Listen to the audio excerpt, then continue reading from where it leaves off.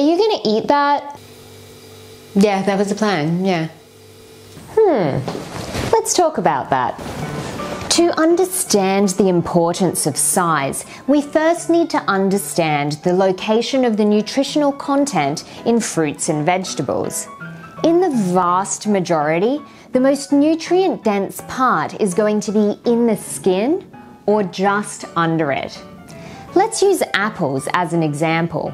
As a rule, the skin generally has a greater amount of antioxidant activity, carotenoids including zeaxanthin, lutein and beta-carotene, minerals including potassium, calcium, magnesium, zinc, manganese, iron, copper, and more vitamins including vitamin C.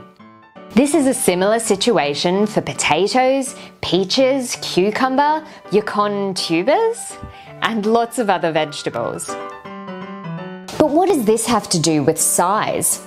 Well, the smaller the fruit or vegetable, the greater the proportion of skin and therefore nutrients you'll be getting with each cube of fruit or vegetable. This is all because of the surface area to volume ratio. Let's take a look at a big and a small apple, for example. We first measure the radius of each apple to calculate the surface area of each apple's skin and the volume of the apple's flesh. We can then find the surface area to volume ratio by dividing the area by the volume. What we find is that in the smaller apple there is a bigger surface area to volume ratio, which means more peel per cube of apple, which also means more vitamins, minerals and antioxidants per cube of apple. So assuming that all apples have the same density, if instead of buying one large apple, you bought the same weight in smaller apples, you would find that the concentration of skin and therefore nutrients is higher in the smaller apples.